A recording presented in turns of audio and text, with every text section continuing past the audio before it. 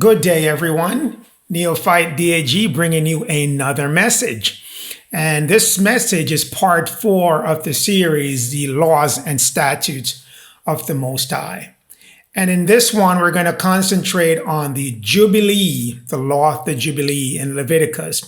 And we're also going to talk about the restoration of the children of Israel, the true children of Israel. And we're going to dig into who they really are and what restoration is waiting for them in the very near future.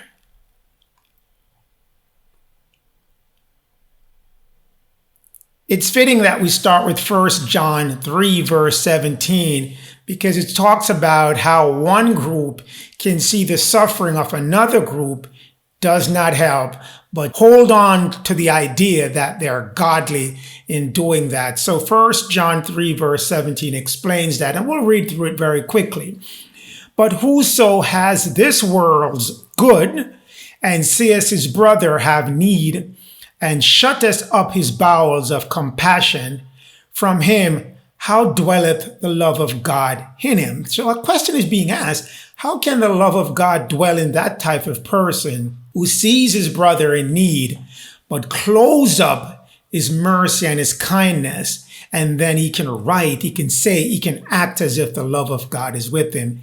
That is just not possible. And that's what the Jubilee is going to explore, that someone is watching their fellow brother going through sufferings, having needs, and shows no compassion or mercy, but still try to profess that the love of God is with them. In God we trust. Let's read 1 John 3, verse 18. My little children, let us not love in words, meaning writing. You don't write that you love someone. Don't say you love. Neither in talking. You're talking that you love. You're writing that you love, and you're doing all these things. But in your action, there is no truth in that love. So love is not in writing the word or talking about it, but in your action and in the truth of what you tell and how you bring about the life and all the things that you want to show that you're really connected to love and the love of God. Actions speak louder than word, and be truthful with your action. That's the way you can profess true love. Leviticus, Law of Jubilee, what is it? And we'll cover the section that's in the Bible that talks about it. But a quick highlight, the Jubilee, that's a law created by God, which says every 50 years you shall return every man and woman to his or her possession if you have them enslaved, if you have them under bondage, if you have them under indentured, if you have taken anything away from them. Any harm that you have done, you cannot let 50 years pass that you have not corrected that. Give the person back what's owed to them and set them free. That's the law of the Jubilees. It's in the Bible, it's written there. And if you're saying you're a godly person and following the words of God, you have to abide by this rule. And let's see how this rule really applies itself. So here is the scripture that deals with this. Leviticus 25, verse 13. In the year of this Jubilee, ye shall return every man unto his possession. Clear rule that's presented in the Bible by God and the messengers of God, the prophets of God, and the Lord himself. Let's look at another verse that's covered in Leviticus. Leviticus 25, verse 10.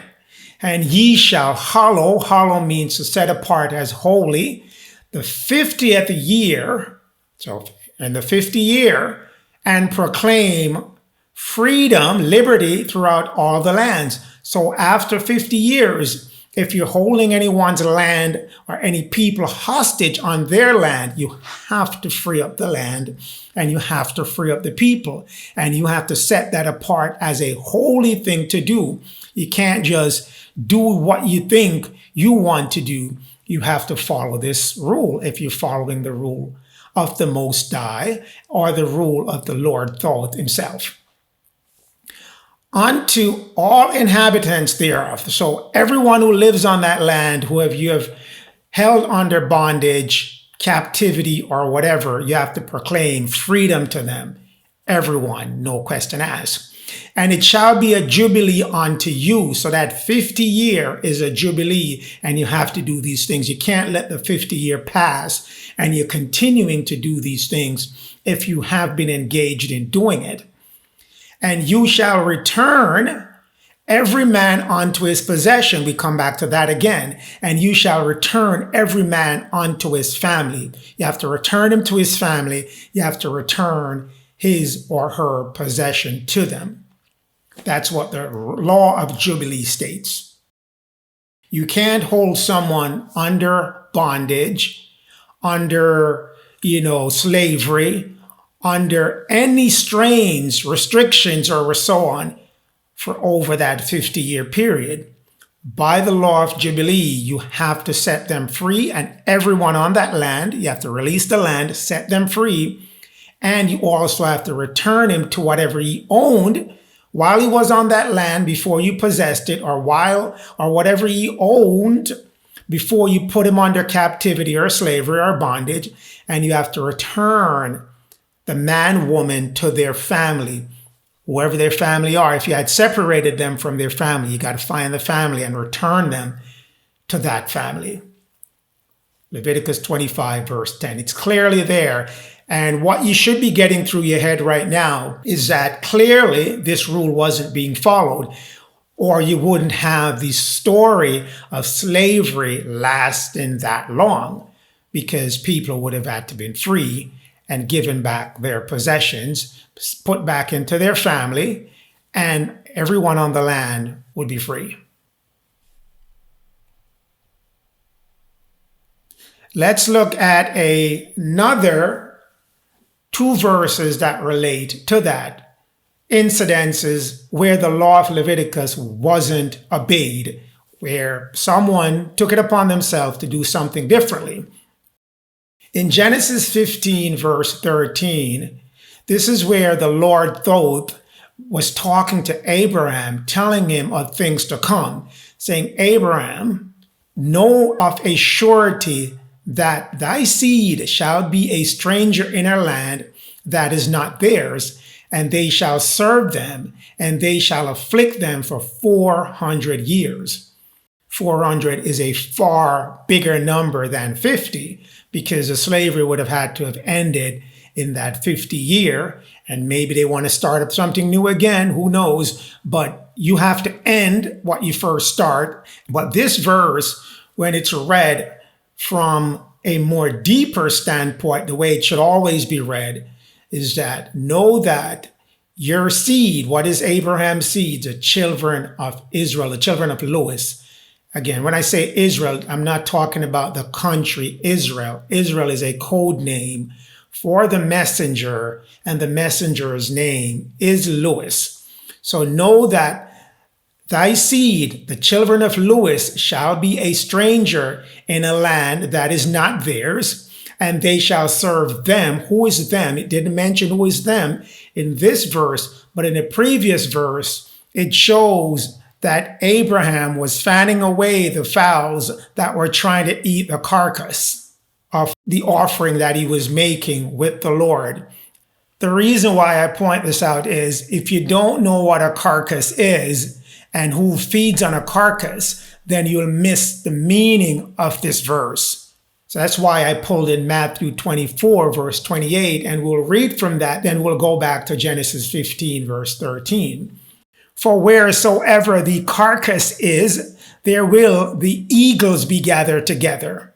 That was a prophetic message given from the voice of the initiate speaking as Jesus in the book of Matthew. So wherever carcasses are, the eagles will be gathered together. Who are the eagles? Which country is a representative of an eagle? Which nation, which land is a representation of the eagles? I know you have a good idea in your mind who that is, but we'll find that out. So going back to this, and shall serve the eagles and the eagles shall afflict them for 400 years. This is what this is pointing out, that Abraham's seed will be afflicted for 400 years by a nation that's represented by the eagles.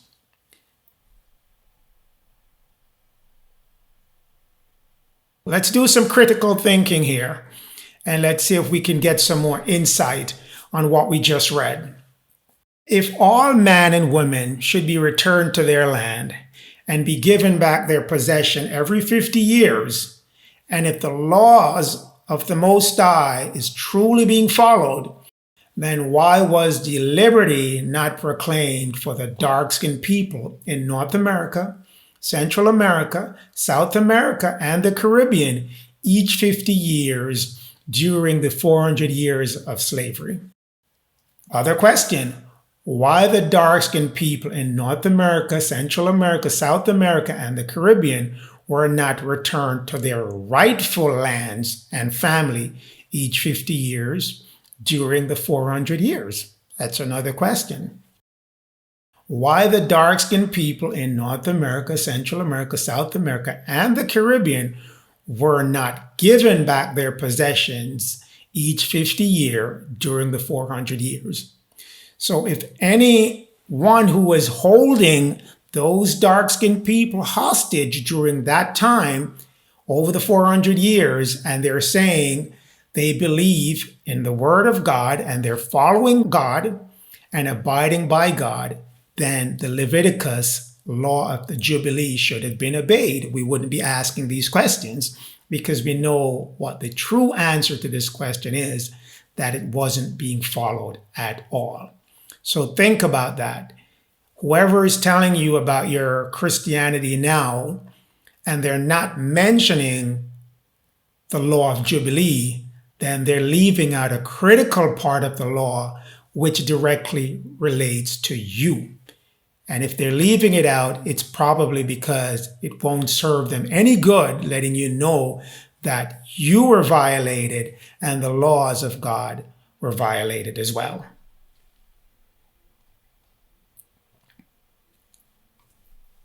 Let's take a look at how we number the Jubilees according to the 400 years as talked about between Abraham and the Lord Thoth.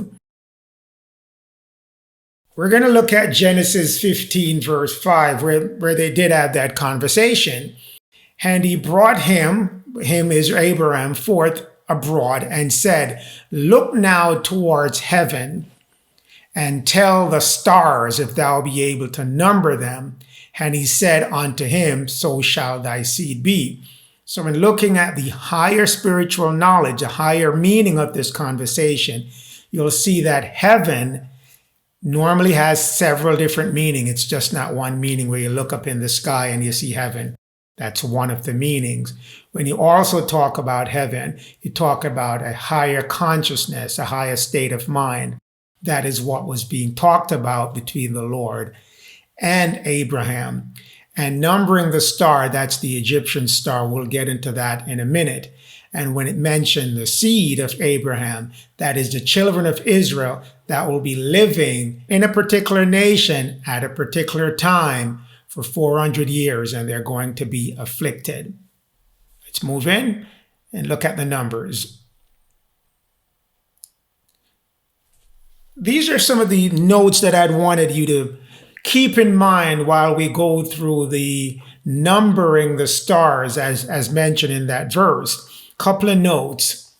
In order to understand the 400 years, you have to understand the laws of Leviticus, because what the 400 year is, it's 400 divided by 50 years. So you had 8 jubilees that occurred during that 400 years affliction. During those 8 jubilees, no one was set free. No one got their possession back. No one was reunited with their family.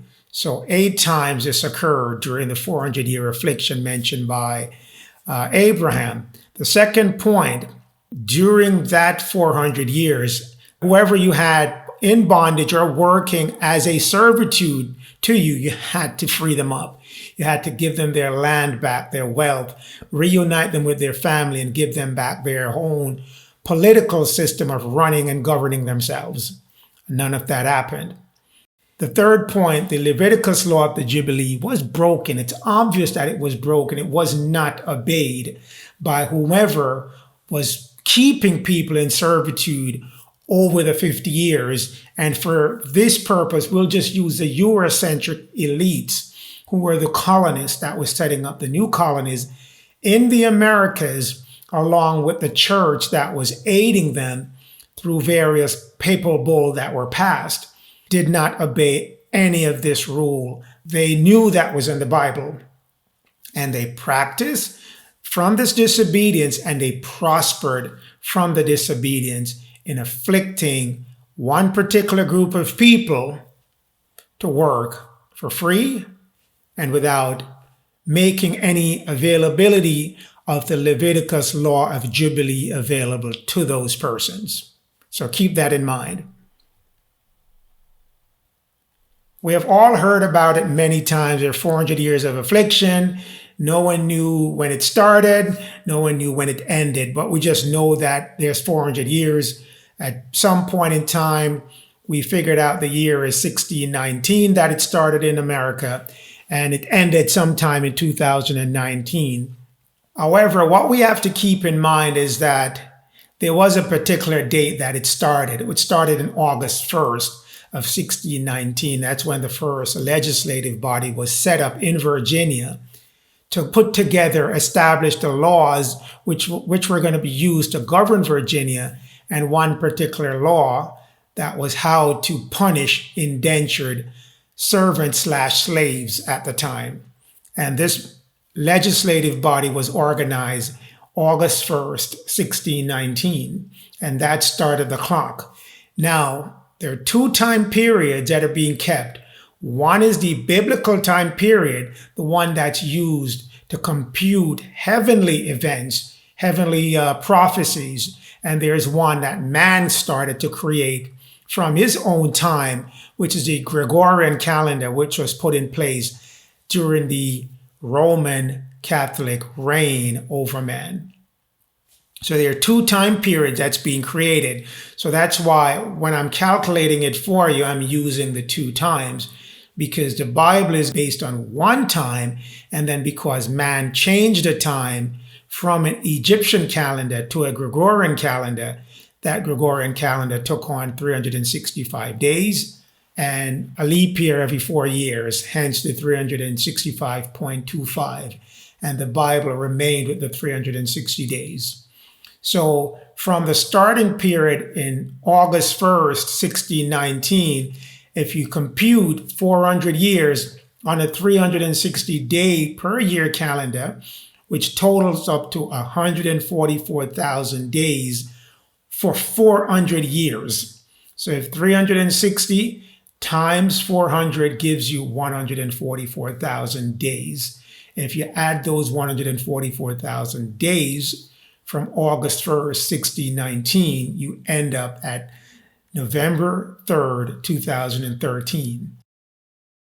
So per the biblical prophecy, the 400 years ended 11/3/2013.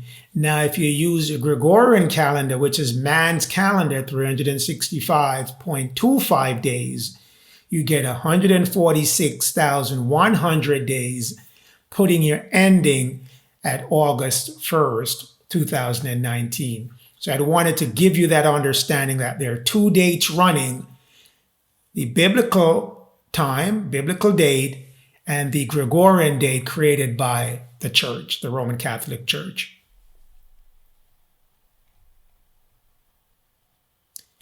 Now, using the biblical with a combination of the dates that actually occurred during man's calendar, this is what the numbering of the star is, where it says, Abraham, number the Egyptian star, meaning tell the different points on the Egyptian star. There are 8 jubilees on the star, and wherever you see there's a jubilee, your seed shall be afflicted on those particular jubilee times.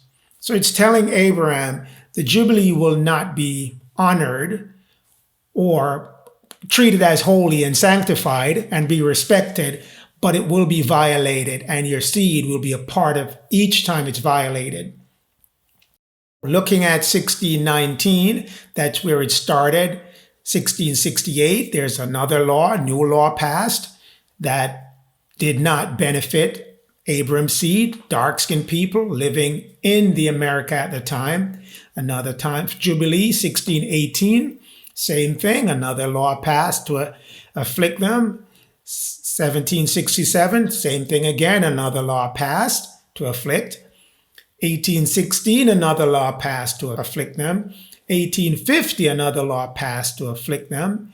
1865, that's when they were emancipated, but it didn't emancipate just like that. That's a moment at which the emancipation had to occur. And I'll explain that as I go through some more of the message. In 1915, another affliction, they had to get up out of the South and leave because there was Jim Crow laws that were being used against them. So once the World War I kicks in, a lot of opportunities came up in the North, and those ex-slaves that were in the South began to march out of the South and moved up to the North. 1964, there's a civil rights event. The dark-skinned people in this country had to make serious attempts to get equality, especially in the South and across the rest of the northern states, which were free, but just only in words. And then that brings us back to the point of 2013, where the numbering of the stars ended. So the entire circle of this star ends and a new one begins, where we can either go into that new 8th Jubilee, being fully freed from all bondage, or we can go in being still under bondage, a renewed bondage, as they would call it, a reset to the old of being afflicted for 400 years. So that's what this new millennium is about, to come off this old star and not to repeat it where there's another 400 years of affliction, but during the first Jubilee, where the entire children of Israel, the dark-skinned people of America, will be freed. And they'll be freed on a particular date within that Jubilee, that first Jubilee. And we'll touch on that a little bit further. What you're looking at here is the events and the laws that occurred during the 400 years of affliction. So during each Jubilee, there's a significant event that occurred right on that 50-year mark.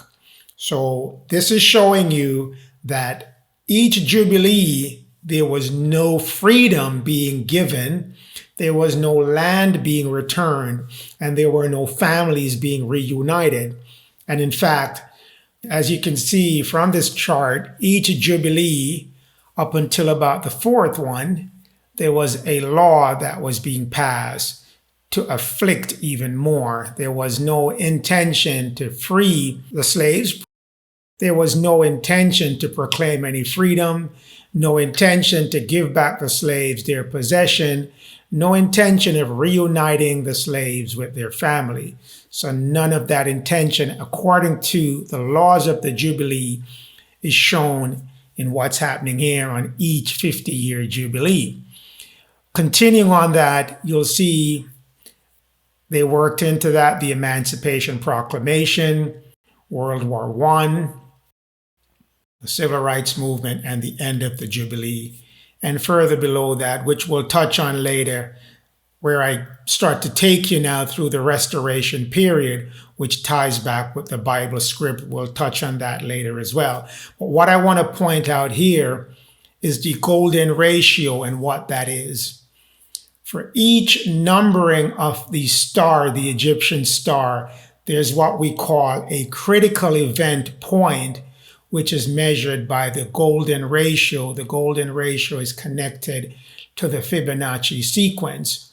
Those who are into geometry, sacred geometry, will get some appreciation from this. And I'll help you through the golden ratio calculation, which determine when that critical moment did occur for the people that were being afflicted. Every 400-year cycle always have a critical moment to specify that something is related to that 400 year is going to occur to the people that are under that 400-year cycle. But take a look at this and you'll see all the events, more detail of the events that occurred during the 400 years of affliction, which shows affliction occurring to the dark-skinned people in America at the time, and other critical events that tie them to that 400 years. Sometime you'll get the argument that the children of Israel are actual people that are living in the country of Israel, but it's not. If you look at the sacred geometry and the reading of scriptures, you'll see that it doesn't have to do with the country nor with the people in that country, but of a certain people that will be afflicted for 400 years. And during that 400 years, a sacred geometry will show that a critical event happened during those 400 years to tie those people to that 400-year cycle. And that's where the Emancipation Proclamation comes in. It did not happen on a Jubilee. It happened exactly on the Golden Ratio date. This brings me to using the sacred geometry to prove that the American descendants of slaves, abbreviated ADOS, it's a common term used now, are Abraham's seed.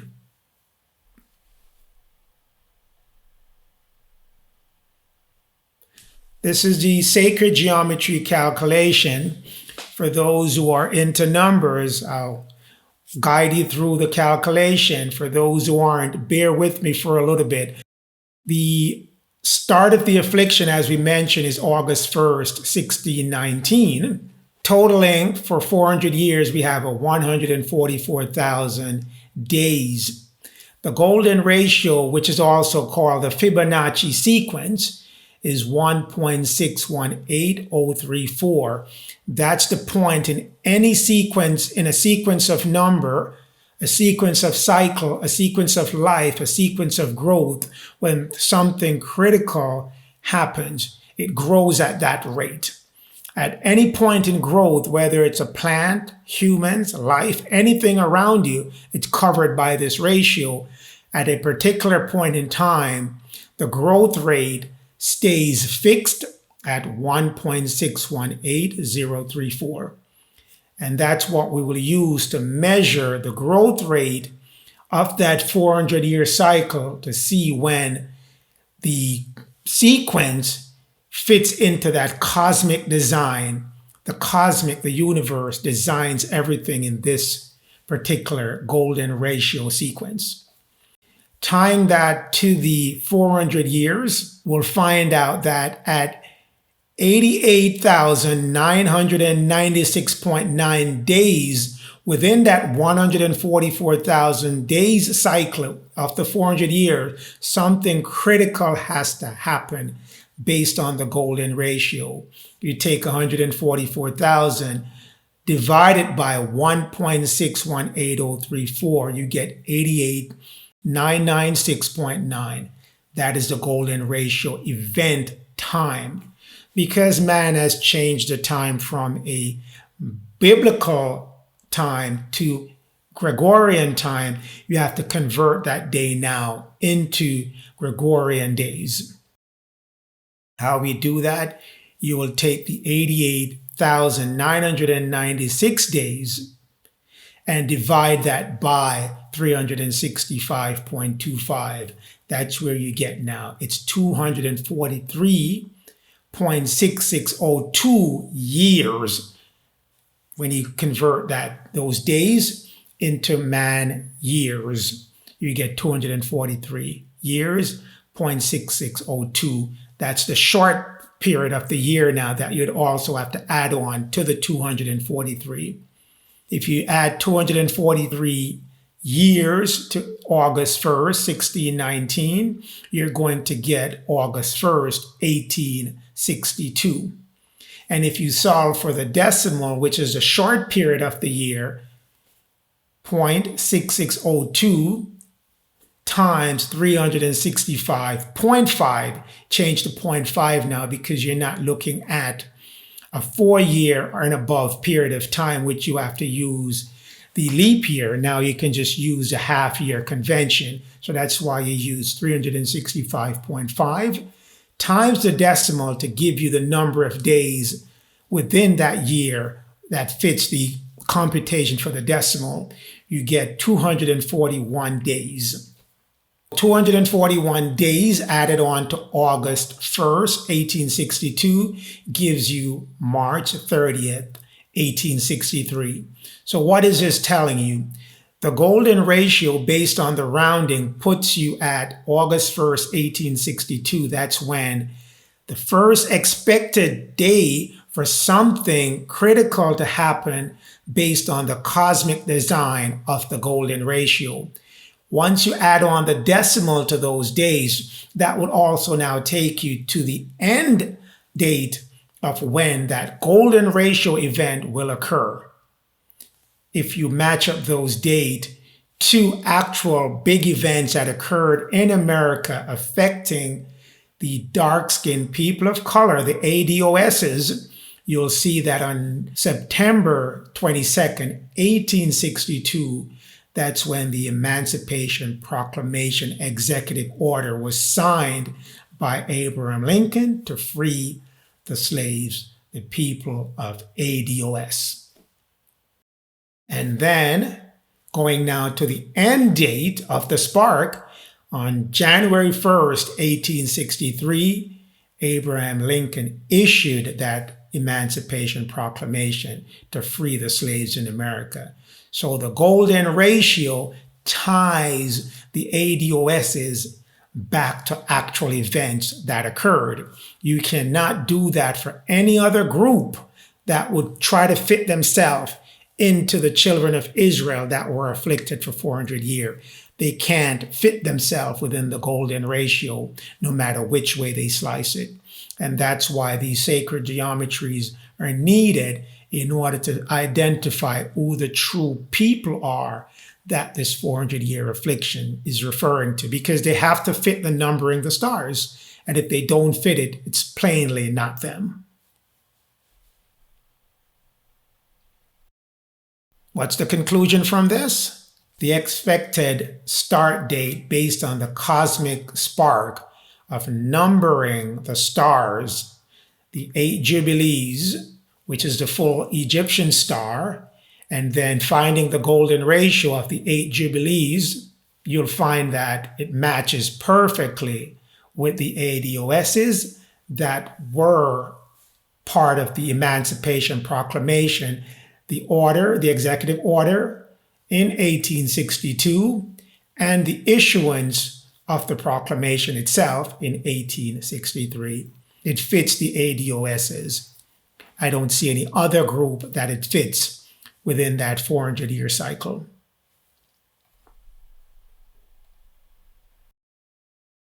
Which brings me to my other two note from Genesis 15, verse 13.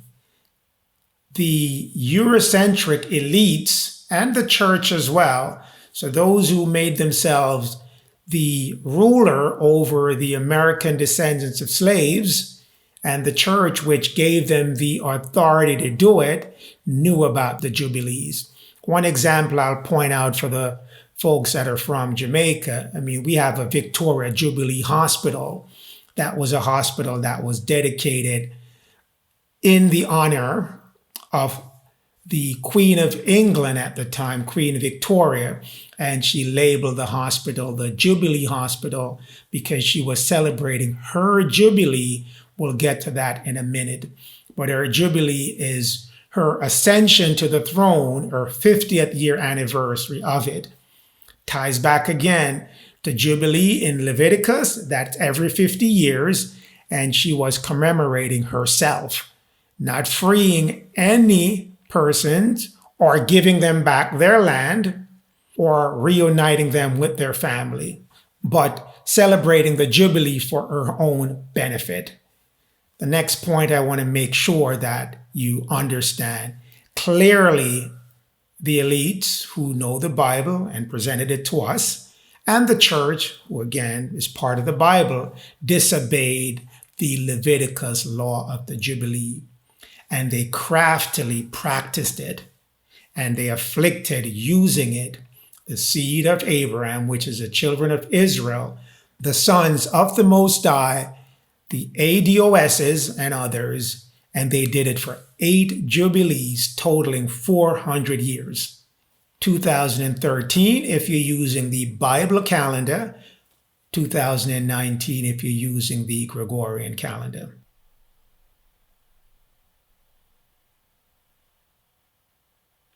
Which brings us to my point again, that the nation that did the affliction know that they're afflicting, and they knew that they were using the arts, the knowledge and wisdom associated with numbering the star, the Egyptian star. How do I know that? How can I tell you that? On the back of the US $1 bill, you'll see a depiction of the Egyptian 13-point star, which is denumbering the star in Genesis. What I've done here, I've used a blue line to mark out, to connect the dots on the $1 bill that formed the Egyptian 13-point star.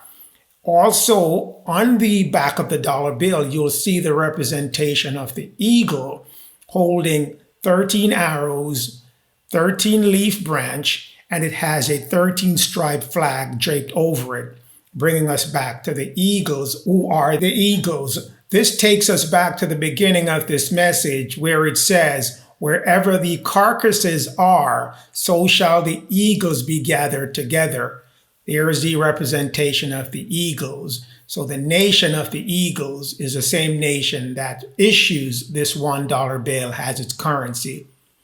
The 13 arrows, the 13 leaves, the 13 stripes, the 13-point star. There's a repeated theme of 13. The mystical number 13. All of this is being used as part of the Egyptian art to bring out the 13. That's the mystical number within the Egyptian mythology. And sometimes you'll hear it's related to the 13 original colonies, your 13 original states. Yes, it's that, but it goes deeper. It's using the arts to tie it in with the Egyptian star, the Egyptian knowledge, tying it in with the 13 hours, the 13 stripe, the 13 leaf, the 13 original states. The mystical number 13 comes from numbering the stars. Again, other nation had knowledge of the Jubilee. It's no surprise to them. They know of it. There's no denying that. How do I know that? We look at the Golden Jubilee of Victoria. I kept the source from a Wikipedia content because I want to keep it simple so you can go in and retrace some of this information. The Golden Jubilee of Queen Victoria was celebrated on the occasion of the 50th anniversary of the Queen's ascension on the throne. So while she was on the throne in her 50th year, she called her own Golden Jubilee.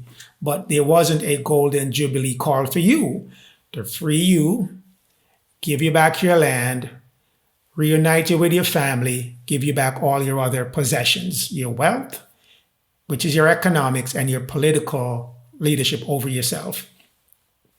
It doesn't stop there. It was celebrated with a banquet to which 50 again, European kings and princes were invited.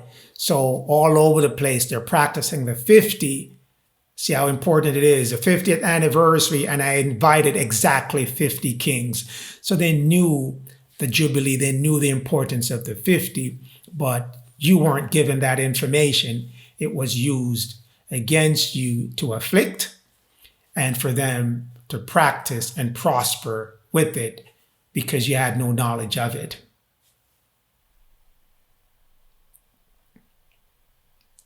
Here's another history around the Jubilee. The Queen Victoria, in memory of her Golden Jubilee, The Victoria, lying, I did that in red. Hopefully you get the pun that was intended for you to get. The lying in hospital. So dedicated the Jubilee, gave you a hospital for it in Jamaica, and the Jamaican government opened it and made it available to the people of Jamaica. Still short of giving you back your own possession, giving you back your own land, and putting you back with your family. Gave you a hospital, but I gave you with the name Jubilee on it. Hidden in plain sight is what they had to do in following the laws of the Most High, that they should return you back to all your possession, your family, and your land in the Jubilee, but instead giving you a hospital and naming it Jubilee. I can't put it any other way. It's clearly what it is. And the hospital was built in 1891. So after her Jubilee, a couple of years later, they dedicated the hospital in her name, giving you the name Jubilee, when in fact the Jubilee means deeper significance for you, because it means when you should be returned back to all your possession, your land, and your family. Now we're going to talk about the restoration of the ADOS and of the children of Israel, because this can't go on forever where you're being afflicted over and over and over. So within the Bible, it has written your restoration in it.